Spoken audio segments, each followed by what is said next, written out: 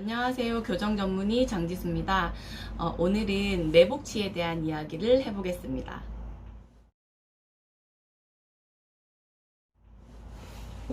자, 매복치는 치아가 뼛속에서 맹출을 하지 못하고 머무르는 것을 의미합니다. 영구치는 만 6세부터 맹출을 하기 시작을 하는데요. 특히 상악의 송곳니가 특히 매복이 잘 되는데, 송곳니는 보통 초등학교 4, 5학년 때쯤 맹출을 하게 됩니다. 물론 사람마다 1, 2년 정도는 차이가 있을 수 있습니다.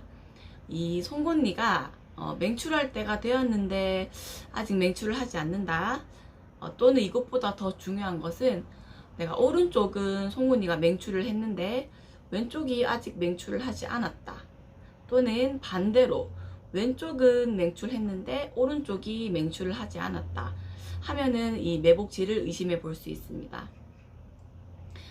매복치를 발견하는 가장 좋은 방법은 영구치가 맹출하는 만 6세부터 주기적으로 1년에 한 번씩 파노라마 사진을 찍어 보면서 정기 검진을 하는 것입니다.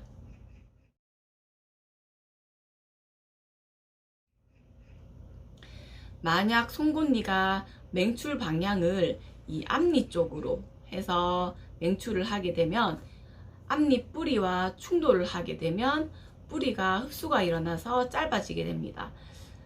심한 경우 이 앞니를 발치를 해야 되는 경우도 생깁니다.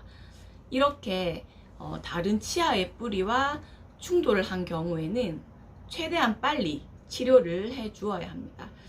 이를 방치했을 경우에는 치아 뿌리가 계속 짧아져서 결국 발치해야 되는 경우가 발생하기 때문입니다.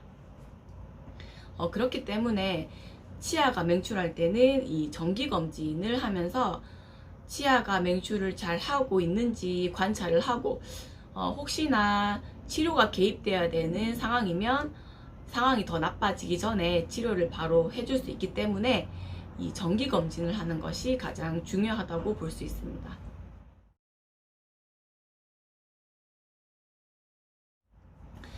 이 매복치 교정은 우선 매복된 치아에 장치를 부착을 해야 되기 때문에, 우리가 아무래도 매복된 치아는 뼛속에 들어있기 때문에 잇몸을 절개를 하고 뼈를 갈아서 그 치아에 장치를 붙이는 이런 치료가 동반되어야 됩니다. 이렇게 장치를 붙여가지고 이제 교정력을 가하면서 치아를 자기 자리로 당기게 되는 거죠. 매복치 교정은 나이에 따라서 성공률이 달라집니다.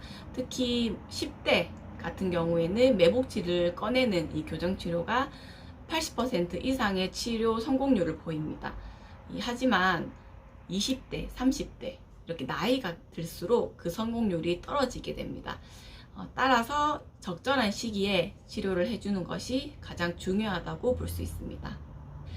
간혹 매복치가 주변 뼈와 유착이 되어서 움직이지 않는 경우가 발생을 하는데, 이 경우에는 매복치를 꺼내는데 실패를 할 수도 있습니다. 네, 지금까지 매복치에 대한 이야기를 해보았습니다. 무엇보다 중요한 것은 이 치아가 맹출하는 시기에는 정기적으로 치과에 내원을 해서 우리 파노라마 사진 찍어보면서 치아가 잘 맹출을 하고 있는지 확인을 하는 것입니다. 정기검진 꼭 기억하세요.